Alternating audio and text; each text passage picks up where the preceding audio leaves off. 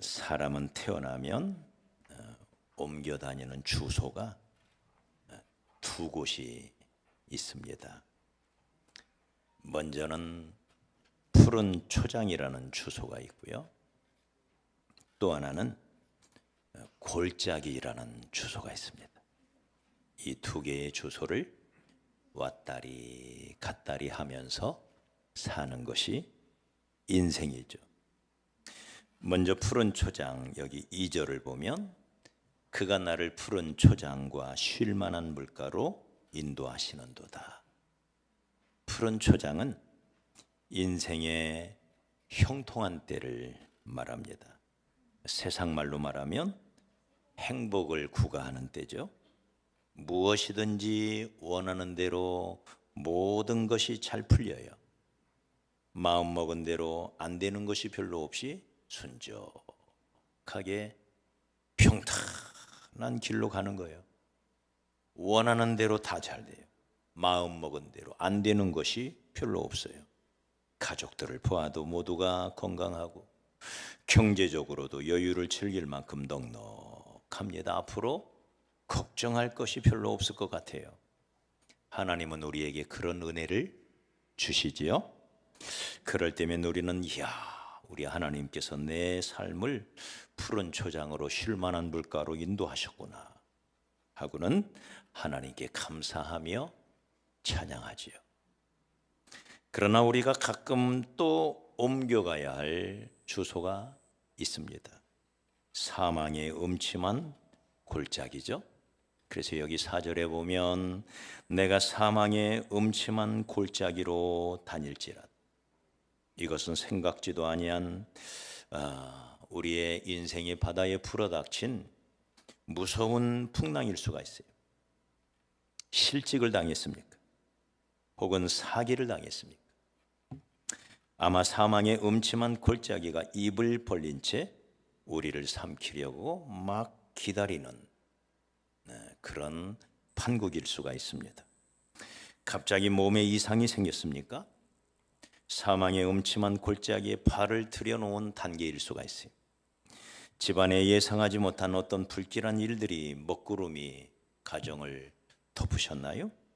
이런 상황을 우리는 사망의 음침한 골짜기라. 우리 중에는 평생 풀밭에서만 뛰놀다가 죽는 사람 아무도 없습니다. 이 세상을 사는 동안은 한 사람도 예외가 없이 이런 푸른 초장과 음침한 사망의 골짜기, 여기를 반복해서 왔다 갔다 하는 거죠. 그러므로 내가 지금 푸른 초장에 살고 있다고 해서 여기가 영원한 내 집이야 라고 착각하면 안 돼요. 집을 또 옮겨야 될 수가 있어요. 그렇다고 지금 내가 사망의 음침한 골짜기에 산다고 해서 소망이 끊어진 자처럼 절망과 낙심 속에 한숨 쉬며 살 이유도 없어요. 그곳 역시 평생 내가 머물 집이 아닙니다. 다시 선한 목자 되신 우리 주님은 우리를 푸른 초장으로 인도하실 것이기 때문에 그렇습니다. 이게 인생이라. 우리는 이 땅에서 푸른 초장과 골짜기를 오가며 살다가 그걸로 끝나는 게 아니에요. 우리가 마지막 우리의 주소를 옮겨놓는 우리의 영원한 집이 있어요. 할렐루야. 지금은 전세 사는 거예요. 내 집 마련할 때까지는 옮겨 다녀야 돼요. 저도 이사를 몇 번 했나 했더니 한 15번 한 것 같아요. 교회 옮긴 것까지 하면 그렇게 옮겨 다닙니다. 언제까지? 내 집 마련할 때까지. 거기 어디예요? 천국입니다. 6절에 그 천국을 여호와의 집이라 그랬어요. 나의 평생의 선하심과 인자하심이 정녕 나를 따르리니. 선하심과 인자하심 속에 푸른 초장과 골짜기를 왔다리 갔다리 하다가 결국 내가 여호와의 집에 영원히 거하리로다. 거기는 전셋집이 아니에요. 저 찬란한 영광의 천국, 거기가 내 집입니다. 그때까지는 우리는 이 세상을 살아가야죠. 육신을 입고 마귀가 왕노릇하는 이 세상을 우리는 또 걸어갑니다. 가다 보면 푸른 초장이 나와요. 네, 오아시스 물샘 12개, 종려나무 70주가 있는, 네, 우리가 엘림을 만날 수도 있어요. 근데 가다가 마라의 씀물을 만날 수도 있어요. 그렇게 흘러가다가 우리는 결국 여호와의 집, 영원한 집, 저 가나안 땅, 우리 주님의 품에 안기게 될 줄로 믿습니다. 그러나 우리는 아직 이 세상에 있어요. 그 집에 아직 입주를 안 했어요. 네. 그러니 전셋집을 떠도는 거예요. 전도서만큼 이 사실을 명료하게 말씀하고 있는 곳이 별로 없을 것입니다. 전도서 3장 1절 이하를 보면 사람이 살다 보면 세울 때가 있고 세운 것을 헐 때가 있고, 웃을 때가 있는가 하면 울 때가 있고, 어떤 때는 손에 움켜쥐기도 하지만 손에 움켜진 것을 놓아야 할 때도 있대요. 이게 인생이래요. 그러면서 전도서 7장 14절에 더 확실하게 말씀하죠. 형통한 날에는 기뻐하고 곤고한 날에는 생각하라. 형통한 날과 곤고한 날, 이 두 가지를 병행하게 하사 사람으로 그 장래 일을 능히 헤아려 알지 못하게 하셨느니라. 우리는 한 치 앞도 내다볼 수가 없어요. 그러기에 어떻게 하라는 거예요? 선한 목자만 따라가라는 거예요. 다시 말해 주만 바라보라, 그 말이. 네? 오직 주만 바라보라, 이것을 우리는 믿음이라 그래요.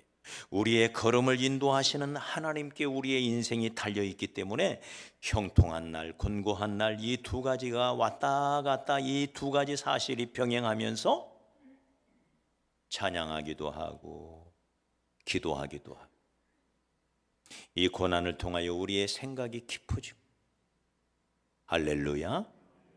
그래서 우리가 더 주님을 닮아가고 주님만 의지하며 살아가도록.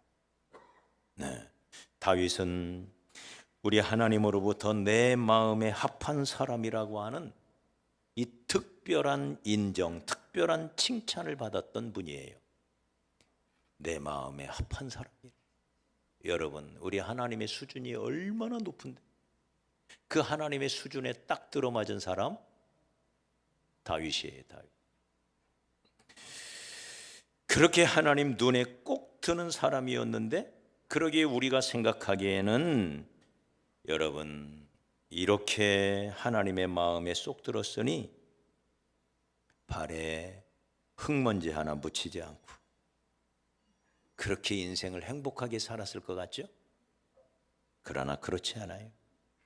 그도 수많은 사망의 음침한 골짜기를 지나갔던 사람입니다. 사람은 누구나 이런 사망의 음침한 골짜기를 싫어해요. 그럼에도 불구하고 하나님은 우리를 평생 풀밭에서만 뛰어놀게 하지 않아요. 우리를 단내나는, 숨이 턱까지 차오르는 그런 두렵고도 그렇게 험한 사망의 음침한 골짜기를 지나가게 할 수가 있다. 이걸 깨닫는 게 지혜예요. 그러기에 내가 신앙생활 잘하고 기도 열심히 하면 절대 어려운 일은 일어나지 않을 거야? 이런 거 없어요. 그건 아직 어린아이 신앙이에요.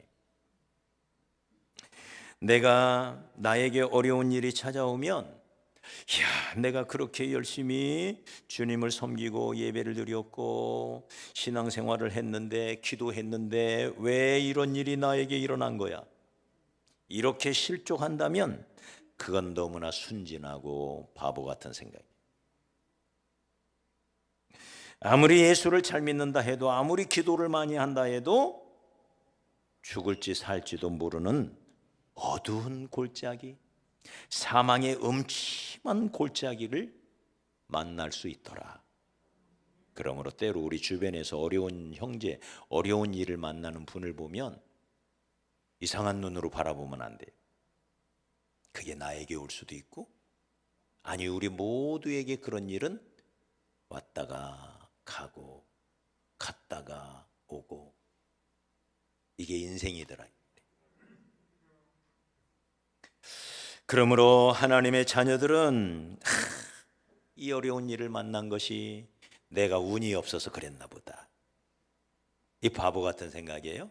믿음의 생각이 아니에요. 더 나아가 얘야, 내가 하나님이 나를 사랑하지 않나 보다. 여러분, 이 어리석은 생각을 뿌리 뽑아 오늘 내버리시기 바랍니다. 할렐루야. 어려움이 올 수 있어요. 네. 왜 하나님이 나를 골짜기로 밀어넣으셨을까? 다윗을 어두운 골짜기로 밀어넣으셨듯이 왜 하나님은 나를 그런 어두운 사망의 음침한 골짜기로 나를 밀어넣는 걸까? 거기에는 하나님의 뜻이 있습니다. 오직 주만 바라보라고.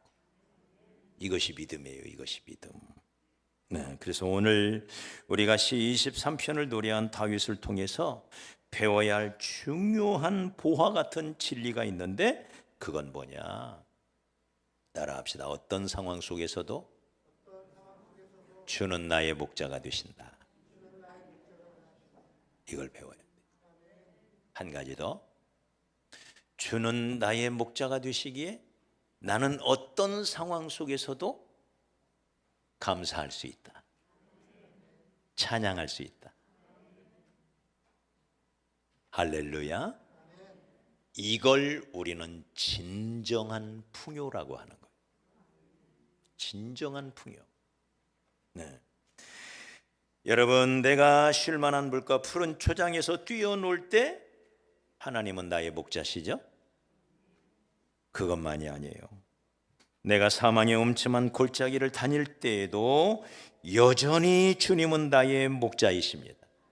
그러기에 나는 전혀 부족함이 없는 거예요. 네. 이게 중요해요. 만약에 다윗이 푸른 초장에서만 이 노래를 불렀다고 한다면 우리는 하나님을 아직 반절밖에 모르는 거예요. 다윗의 고백은 거기에 머물지 않아요. 푸른 초장에서 만난 하나님은 사망의 음침한 골짜기에서도 만날 수 있는 하나님이세요. 어디든지 하나님은 나의 하나님이십니다. 그래서 다윗은 지금 푸른 초장에서 노래하고 사망의 음침한 골짜기를 통과하면서도 주는 나의 목자시라고 노래하고 있는 거예요. 이것이 진정한 풍요, 하나님 안에서만 누릴 수 있는 풍요, 그리고 이것이 참된 믿음, 이것이 좋은 믿음, 성숙한 믿음이라는 거예요. 사도 바울도 이 풍요의 삶에 대하여 이렇게 말하죠. 빌립보서 4장에서 내가 궁핍함으로 말하는 것이 아니라 어떠한 형편에든지 나는 자족하기를 배웠노니 나는 비천에 처할 줄도 알고 풍부에 처할 줄도 알아. 모든 일 곧 배부름과 배고픔, 풍부와 궁핍에도 나는 일체의 비결을 배웠노라. 나는 내게 능력 주시는 자 안에서 모든 것을 할 수 있느니라. 저는 이 바울의 빌립보 4장의 이 고백이 신약의 시 23편 같아요. 똑같습니다. 그 흐름이 똑같아요. 진정한 풍요. 네. 하나님 안에서 누리는 진정한 평화. 하나님 안에서 누리는 진정한 행복. 배부를 때도 있고 배고플 때도 있고 풍부할 때도 있고 궁핍할 때도 있지만 나는 이 모든 것을 선한 목자 되신 예수님의 인도함을 따라 다 이겨낼 수 있고, 할렐루야. 우리 고백해 봅시다. 예수 한 분으로 충분합니다. 나는 예수 한 분이면 충분합니다. 할렐루야. 예수. 예수가 누구길. 네. 그러므로 여러 가지 생활의 여러 변화에 우리가 기가 죽거나 괴로워하거나 혹은 두려워서 벌벌 떠는 일이 없기를 바랍니다. 예수가 나의 목자가 되시기 때문입니다. 여기서 중요한 이 시편을 우리가 23편을 보면서 중요한 한 가지 포인트가 있어요. 뭐냐면 이 시편의 주어가 굉장히 중요해요. 주어. 네. 자, 우리 1절을 보면 여호와가 나의 목자가 되신다. 주어가 누구예요? 여호와. 우리가 히브리 원문에 보면 그가라는 말이 계속 반복이 돼요.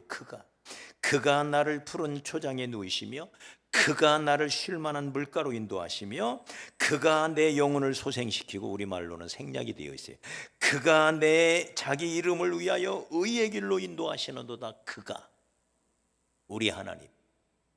그래서 우리 하나님과 동행하는, 하나님을 믿고 따르는 신자의 모습을 여기서 보여주는 거예요. 네? 신자, 하나님의 백성들은 우리 하나님이 선한 목자가 되시기 때문에, 자 4절에 보면 내가 사망의 음침한 골짜기로 다닐지라도 해를 두려워하지 않을 것은 주께서 나와 함께 하심이라. 5절에도 주께서 내 원수의 목전에서 내게 상을 베푸시고. 누가? 주님이. 주님. 여러분, 주님 한 분이면 충분합니다. 여러분 인생의, 저와 여러분의 인생의 주인이 누구예요? 저와 여러분의 인생길을 인도하는 안내자가 누구예요? 우리 주님이셔요. 나를 통치하고 다스리시는 분이 누구예요? 우리 주님이세요. 그분이 나의 목자가 되시고, 그분이 나를 인도하시며, 그분이 내 인생 가는 길을 책임져 주신다면 뭐가 더 필요해요? 그래서 다윗은 고백하는 거예요. 내게 부족함이 없으리로다. 할렐루야. 네. 이 시 23편을 경상도, 전라도, 평양 버전, 사투리 버전으로 번역을 해놓은 게 있더라고요. 제가 한번 잘 못하지만 해볼게요. 먼저 경상도 버전입니다. 하늘님이 내 목자락하니 내 사마 답답할 기 눈꼽만치도 없는 기라. 이렇게 한대요. 전라도 방언으로 아따 여호와가 시방대 목자신디 나가 부족함이 있겠냐? 그럼 쓰겄냐? 이렇게 한대요. 피양, 저 북쪽에 피양 버전 있잖아요. 고조 여호와가 내 목자인데 뭐이가 부족하간? 고조 시퍼런 풀밭에 쉬라디란나? 목마르면 고조 물가로 데려가디란나? 야 뭐이가 부족하간? 이렇게 말한대요. 피양 사람들. 네. 우리 주님이 우리의 목자가 되시기 때문에 우리는 부족함이 없는 것이죠. 푸른 초장과 쉴만한 물가로 인도하시다. 때로는 사망의 음침한 골짜기로 인도하셔요. 그런데 그 가운데서도 우리와 주님이 함께 하셔요. 여러분, 푸른 초장에서 막 뛰어놀 때는 목자가 안 보여요. 그 꽃이 흐드러진 그 벌판에 뛰어다닐 때 무슨 목자가 보여요? 너무 신나고 좋죠. 네. 정말 우리 주님이 필요할 때는 언제냐? 내가 골짜기를 지날 때예요. 그래서 우리가 자주 부르는 찬송가에도 복음성가에도 이런 노래가 있잖아요. 나의 등 뒤에서 나를 도우시는 주, 평안히 길을 갈 때는 보이지 않아. 안 보여요. 평안할 때는 주님이. 네? 그러니 주님이 서운하시지 않겠어요? 주님 몰라라. 지치고 고나여 넘어질 때면 다가와 손 내미시네. 그분의 따뜻한, 나를 위하여 손 내밀어 주시는 그 따뜻함을 느끼는 순간이 언제냐? 내가 넘어졌을 때.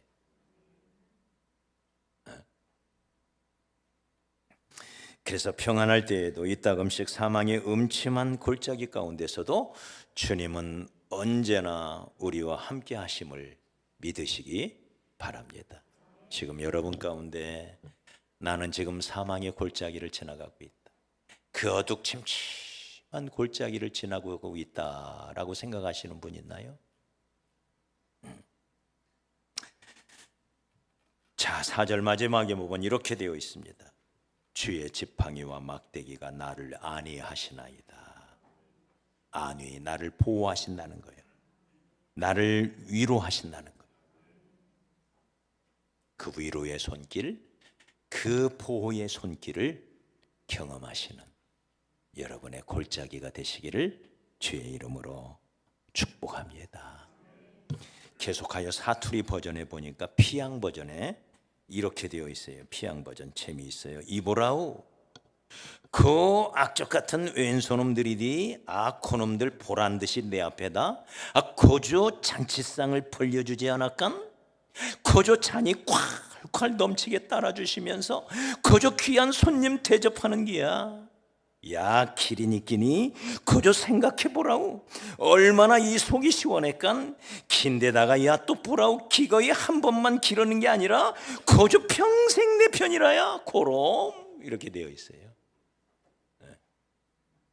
영원토록 나의 선한 목자가 나를 인도하시고 내 평생에 하나님의 선하심이 우리와 함께 하시는 줄 믿으시면 아멘. 할렐루야.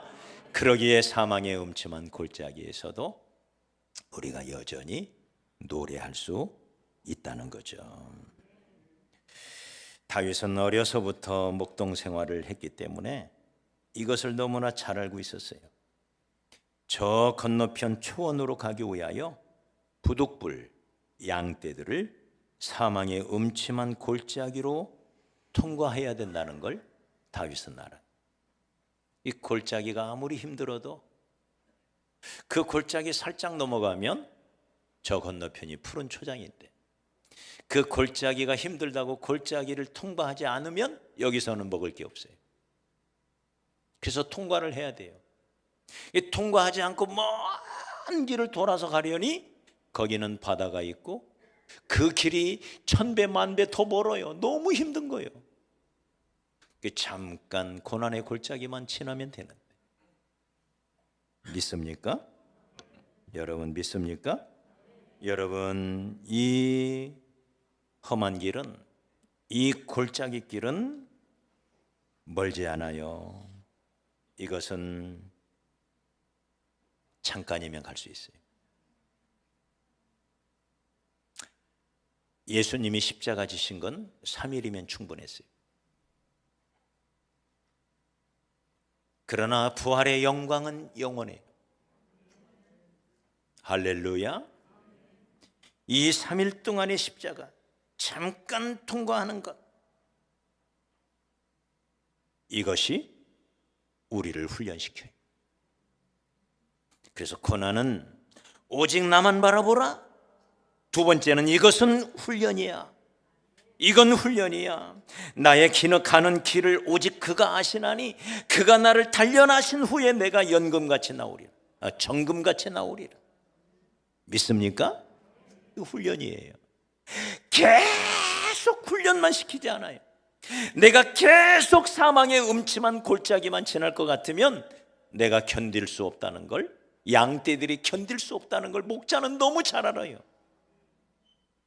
그러나 3일 정도의 이 고난, 이 골짜기 정도는 얼마든지 건너갈 수 있다는 걸 또 주님은 너무나 잘 알아요. 그래서 선한 목자를 따라 양들이 가는 거예요. 이 골짜기만 지나면 저기 푸른 초장이 나를 기다리고 있다. 그래서 로마서 8장 28절에 보면 우리가 알거니와 하나님을 사랑하는 자 곧 그 뜻대로 부르심을 입은 자들에게는 이 모든 것이 합력하여, 이 모든 게 조화를 이루어서 푸른 초장과 음침한 사망의 음침한 골짜기가 서로 조화를 이루어서 마침내 선을 이루게 하신다. 이걸 아는 것. 이게 믿음인 겁니다. 그러니 여러분 삶 가운데 고난의 골짜기, 깊은 골짜기를 지날 때 오직 하나님만 바라보라고 하시는구나.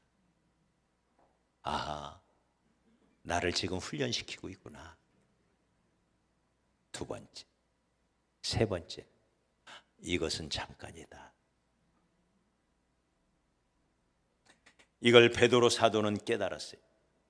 그래서 5장 10절에 베드로전서 5장 10절에 이렇게 베드로는 우리에게 가르쳐 줍니다. 모든 은혜의 하나님 곧 그리스도 안에서 너희를 부르사 자기의 영원한 영광에 들어가게 하시니가 잠깐 고난을 당한 너희를 친히 온전하게 하시며 굳건하게 하시며 강하게 하시며 터를 견고하게 하시리라. 이거 훈련이라는 거예요. 훈련. 네? 그런데 이 훈련이 계속되는 게 아니래요. 잠깐이래요. 잠깐 고난을 당한 너희를 영원한 영광으로 들어가게 하신대요. 한 번 더 고백해요. 고난은 잠깐이지만 영광은 영원하다. 네. 그래서 우리를 저 영원한 여호와의 집으로 인도해 드리기 위하여서 우리로 하여금 짧은 사망의 골짜기, 음침한 골짜기를 지나가게 하신다는 거예요. 그래서 사랑하는 여러분, 이 땅을 사는 동안 크고 작은 문제, 크고 작은 시련은 계속될 겁니다. 앞으로도 있을 거예요. 앞으로는 없을 것 같아요? 아니에요. 생각하지 않았던. 그래서 사도 베드로는 너희가 여러 가지 시험을 만나거든, 그렇게 말해. 너희가 여러 가지 시험을 만나거든 온전히 기쁘게 여겨. 여러 가지 종류, 여러 가지 크기, 여러 가지 모양, 여러 가지 색깔, 네? 다양한 고난이 있어요. 다양한 고난, 다양한 시련이 있어요. 때로 오해가 발생할 수도 있고, 그래서 인간관계가 흐트러질 수도 있고, 답답한 일을 만나기도 해요. 누구의 시기, 질투의 대상이 될 수도 있고, 그래서 섭섭한 일을 만나기도 하고, 듣지 않아도 될 말을 하나님은 듣게도 하셔요. 내 가슴을 후벼 파는 듯한 고통스러운 말을 듣기도 해요. 여러 가지 시험이 있어요. 여러 종류의 고난이 있어요. 생각하지 못했던, 네, 이야, 이건 내가 전혀 생각하지 못했던 너무 생소한 그런 고난이 우리의 삶에 찾아올 수가 있어요. 그게 바로 골짜기입니다.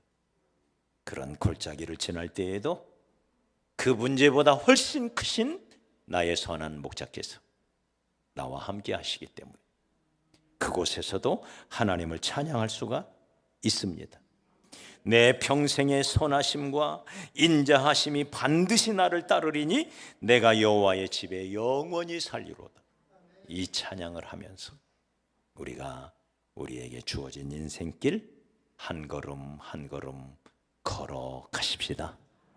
그래서 여호와의 집, 영원한 집, 그 영광의 집, 그 집에 입주할 때까지, 그 집이 내 집이에요.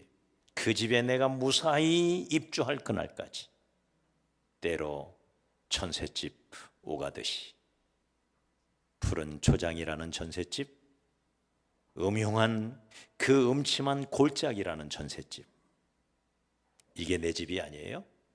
결국 내가 가야 할 영원한 여호와의 집, 그 집에 들어갈 때까지 우리가 한 걸음 한 걸음 잘 걸어가는 그런 저와 여러분이 되십시오.